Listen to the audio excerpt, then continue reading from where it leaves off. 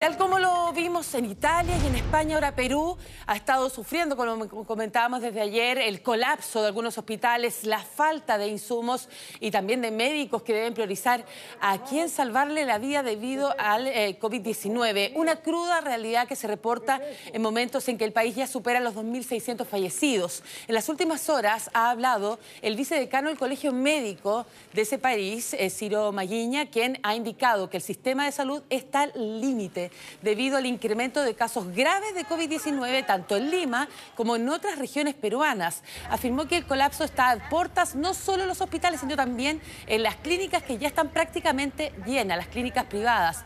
Ante esta situación hizo un llamado al gobierno, a quien le pidió que urgentemente se tiene que habilitar más camas. Asimismo advirtió que en los próximos meses se debe aplicar un cerco epidemiológico en algunos distritos de la capital, como lo hemos estado aplicando en Chile. Lo que ocurre en este país trascendió las fronteras. Por eso el primer ministro de Japón, Shinzo Abe, sostuvo en las últimas horas una larga conversación telefónica con el presidente Martín Vizcarra, quien le ofreció insumos para combatir el coronavirus.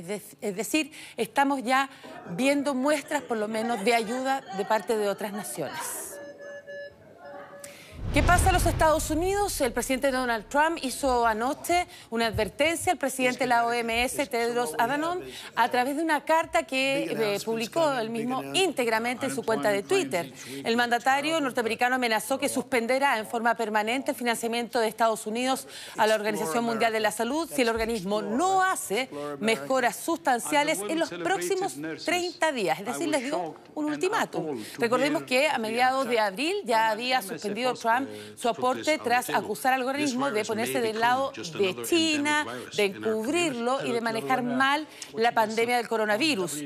Previamente, en la asamblea virtual de la OMS, el secretario de Salud norteamericano, que esto ocurrió en el día de ayer, afirmó que el fracaso de la OMS ante la pandemia ha cobrado muchas vidas, por lo tanto exigió al organismo rendir cuentas y ser mucho más transparente. Por otro lado, llamó mucho la atención la declaración realizada por Trump ante una conferencia de prensa. El mandatario aseguró que desde hace una semana y media está tomando todos los días hidroxicloroquina. ¿Por qué? Por una recomendación de su médico de cabecera. Sin embargo, la Administración de Drogas y Alimentos de los Estados Unidos desaconsejó el uso de este fármaco para tratar o prevenir la enfermedad, a menos que esté bajo supervisión médica en un hospital o como parte de un ensayo clínico. Ojo con lo que hace el presidente Donald Trump, porque eso genera que el resto de las personas lo imiten. Claro. Así como sus anuncios de inyectarse, ¿te acuerdas? Exacto, para poder enfrentar el virus. Entonces, efectivamente, hubo muchas personas que se intoxicaron con eso. Y seguimos los Estados Unidos porque en plena pandemia, fíjense bien en la imagen, la policía tuvo que intervenir en esta fiesta masiva, bien masiva, que se realizó en Volusia, localizado al este de Florida, muy cerca ahí de Orlando, para que se ubique. Eran más de 1.500 las personas que estaban participando en este festejo realizado en plena calle, sin cumplir evidentemente con los protocolos de distanciamiento social, menos el uso de las mascarillas. La llegada de los uniformados provocó un clima de mucha tensión que terminó con hechos de violencias y también de arrestos.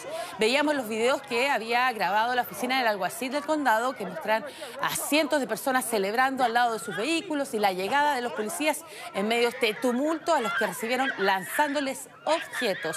Calificaron estas fiestas como peligrosas, sin sentidos y vergonzosas en medio de la crisis del coronavirus, que ha dejado cerca de 2.000 muertos solo en el estado de Florida y más de 45.000 casos confirmados. Ese estado, para que usted se haga una idea, se encuentra en la primera fase de reapertura económica, pero obviamente que este tipo de fiestas aún no están autorizadas. Veamos cómo está Europa, específicamente España en el día de hoy, que hay nuevas regiones que han iniciado su desconfinamiento, que ya es una realidad para el 70%, sin embargo aún siguen excluidas de esta medida Madrid y Barcelona, las zonas más golpeadas por el coronavirus. En la 10ª semana de restricciones, el país consiguió reducir notablemente la incidencia de la enfermedad. En las últimas 24 horas se registraron 59 fallecimientos y 285 contagios, cifras no vistas desde hace más de 2 meses.